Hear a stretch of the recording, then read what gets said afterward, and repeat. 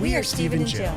Together, we've been buying and reselling land since the 90s. Our data-centric approach leaves our buyers asking, how can you sell it so cheap? Here on the Land Academy Show, We answer that and more. Steve and Jill here. Hello. Welcome to the Land Academy Show, entertaining land investment talk. I'm Stephen Jack Butala. And I'm Jill DeWitt, broadcasting from the Valley of the Sun. Today is Jill Friday, and she's going to talk about how to confidently make land decisions with limited information. Yep. When have you ever heard somebody said, I've done all the research, I'm very comfortable I know everything. and confident that I'm ready to have a baby. Oh. Never. Wouldn't that be hilarious? No one's ever said that sentence in the history of humans. That's very true. That's a weird example. And the same thing, it's the same thing. And I know it's Jill Friday. It's obviously your topic, but you never have all the information, never. Mm-hmm. And I'll save it for the show. Okay. Before we get into it, let's take a question posted by one of our members on the landinvestors.com online community. It's free. Check out neighborscoop.com. The teleprompter doesn't work correctly, or maybe it's user error. You're fine. Don't even check out worry neighborscoop.com. What he's trying to say is, like, if you're a land investor like us, you don't have a street address because you're dealing with vacant land. They haven't signed it yet. How do I find these dumb things? NeighborScoop. So go check out neighborscoop.com. There's a bunch of videos on there. You can see how it works. And let me tell you, I don't know how I got by without it. It is on my, and every single person in my world, it's on their computer all day long because I can pop in state, county, APN, and I have everything I need. So it's awesome. This is Luke talking about mailers. Okay. Luke wrote, we're up to around 8,000 to 10,000 units a month of mail going out now. But as Steve and Jill said in their last video, so much of the work is outsourced. We pick the county and we scrub the data. We outsource the pricing, but we try to verify it by cherry picking and running a real life scenario to see if it pans out. Excellent. What do we call that? We call that testing for reason. That's it. Yep. This is a day or so project with our team member, and he's very easy to work with. We schedule about 4 to 6 counties in advance. And currently, keeping the title examiners on task is our biggest hassle, that's for sure. Not the closing attorney or title company specifically. Other than that, getting back to sellers with properties we don't want is our biggest time suck and with no added value involved. This will soon be outsourced as well. When you send this amount of mail or more, the sheer amount of trash properties coming back starts to pile up. That's for sure. I feel bad. It's kind of funny. It's not necessarily, it's just that. It's like your criteria changes. You're like, I don't need to buy that. I don't want to buy that. I have 20 spectacular properties. I don't need to worry about those. Everything else is easy and worth doing since it directly correlates to our profit margin. Agent conversations, pre and post closings at the attorney's office, seller conversations, picking the counties, working with our team, all are immensely quick, easy, and profitable. Zillow also adds to the suck fest. This is awesome. When we list our own deals, since they now aren't as easy to work with when the property doesn't have an address. I know. So we will either be looking to expand into more flat rate listings, which is awesome. Yep. Or just exit with a broker across the board, which is great, no matter. It's kind of like expanding the mailers and not worrying about having the funds to buy. Splitting the deals with funders still makes a ton more of money per month. I feel the same with 10% land agent fees. Move on to what we're great at instead of trying to do everything ourselves. Brilliant. So here's why I included this. Mm-hmm. And my hat's off to you, Luke, because you sound like you just don't care. And I think that's the greatest thing ever. A lot of what goes on in Land Academy is, am I doing it right? I'm not sure of myself. Mm-hmm. I might be doing this wrong. Is this okay? Just go do it. Well, you might fail, and that's okay. Do you know what this is like? He's got a team, so they're making good money. I'm going to guess $1 million. Let's just say they're making $1 million a year. At 10,000 units a month, they should be making $1 million. Okay, yeah. So here's what I'm thinking. So the way he's talking about it, he's saying like we're making 1.1 right now at the way we're doing business. If I got into these things and I tried to manage this and manage that and do this and do that, I might make it 1.175. Who flipping cares? Or 2. Right. Or 2 million. I mean, does that matter? 2 I will matter. 2 it does. But the little thing is not that big of a deal. So he's saying everything right and I love it. That's a show because there's a diminishing returns for me at some point with buying and selling land. It's like, you know what? Do I need another $2 million of tax liability this year? Is it going to change my life today? Not at all. No. It's not Am I going going to to drive a different car? Nope. Do I care about that? No. It's numbers on a computer screen. Exactly. Cool. Today's Joe Friday. How to confidently make land decisions with limited information. This is the meat of the show. So I started with a story about a true thing that happened because I think it's kind of funny because it's really not possible, like Jack was saying, to know everything. So we had this great property. We bought it with title insurance. Everybody did everything right, so we thought. Then we listed with a broker. Everything's great going on. He has a buyer. Now we're selling it through title insurance. All of a sudden, they come back and go, "Hey, somebody missed $2,000 of taxes when you bought this." I'm like, what are you talking about? And it wasn't even like a hidden weird kind of thing. When they went back and checked the taxes, they just didn't go that far. They didn't go back to they did maybe years 1, 2, or 3 of back taxes. They didn't go back to 4 and 5. And there were more back taxes. And guess who? It was on me to pay it, which sucks.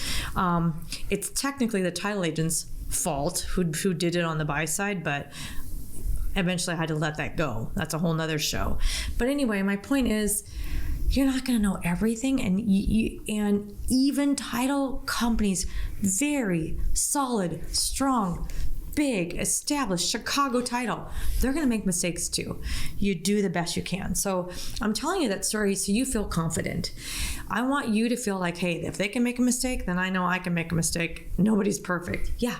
So you need to have that confidence and go in and do the best you can. So how do we make these decisions? How much is enough? Well, let's think about the due diligence. That's really the main point when I'm making decisions. Because I know what he did putting into these offers, and they went out in the mail and the pricing and all of that comes back to me. This is the most, what are you looking at? What's going on with this blouse today? Why? You don't like it? No, I like it. It's just kind of not your usual blouse. Oh, I know. It's open in the back. That's why. And there's a tie here. And I have a ponytail so you can see it's open in the back. Thank you for directly answering my question. You're welcome. The question was, what's going on with this blouse? And you answered it. It's open in the back. There you go. Everybody got that? There you go. Did you not hear me say yesterday that I'm spending a lot of time at F45? So I'm wearing a blouse that's open in the back. You're hilarious. Okay, so back to what I was doing. Thanks for totally derailing my speech. That's okay. So the critical time here, I'm making decisions. When am I really making these decisions, and what's the most critical time? It's when I buy it. If I don't buy it right, then I'm not going to sell it right. There's a lot of problems that could happen if I don't buy it right. So what do I need to do to buy it right? I've got to do my due diligence, and I've got to really check into everything that I can. But you know what? You're not going to know it all. You can check the taxes. You can check the zoning. You can check what's possible. You can check if there's an HOA, if there's a POA.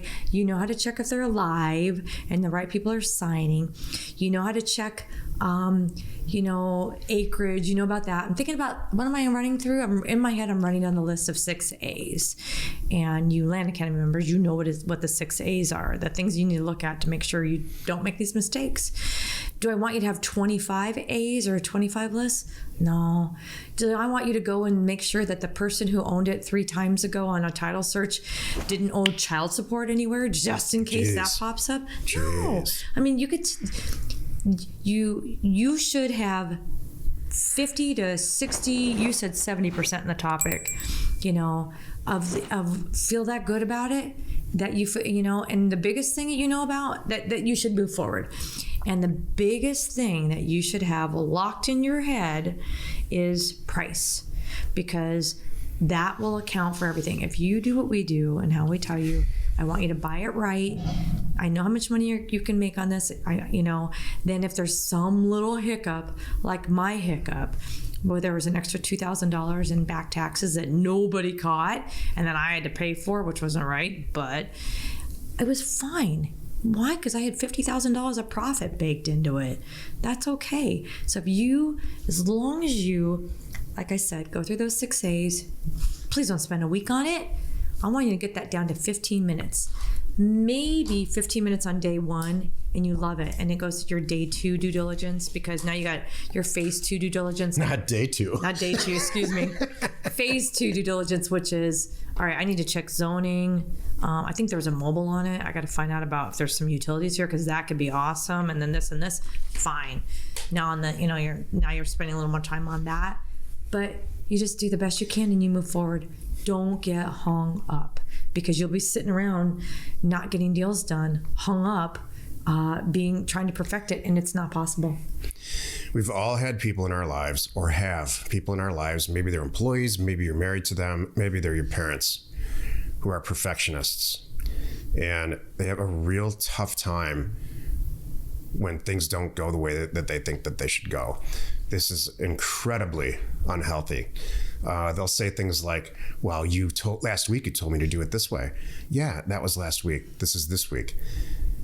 Or that property was different. There's something that was different about it. Or I have more information or new information now. Or, you know what? Maybe I just changed my mind. Yeah, I didn't need to do that after all. And I have a lot of experience with this. We've had a lot of employees, Jill and I. Yeah. None of them who say things like that work for us anymore. Yeah. You have to roll with changes. You have to go into something knowing you're not going to have all the information. You might not make the best decision, but this business, and the reason that I chose it is it has what I call revenue justification. So if you're going to buy for $30,000 and sell it for $130,000, a lot of stuff can go wrong, and it's still going to be okay. I'm here for the money. That's it. I'm here for the money. I'm not here to prove to myself that everything's perfect and I can't have a little scratch in my car, or we spilled some milk on the, it's just spilled milk. So what? Clean it up and laugh about it. That's what land deals are. And so if you're that type of person where you just can't handle spilled milk, or you can't handle a scratch in your car, or you don't want anything to ever change, this business, really any business, is never going to work. You can't do it. Because you need to change yourself long before you ever try to do something like this. Well, if that's you, you're a one-man show, because no one will ever meet your expectations. Yeah. You have to get over that. But today it's just about, just trusting you did everything right. You're with us. You know your checklist. You have your checklist. Make sure you do those things, and then move forward. And then really make sure, like I said, I'm wrapping it up on this, that you're buying it right price-wise, so you have a cushion there. If anything goes sideways, so what? We used to laugh about this. Every now and then someone would say on our Thursday member calls, oh, I screwed up. I'm like, what do you mean you screwed up?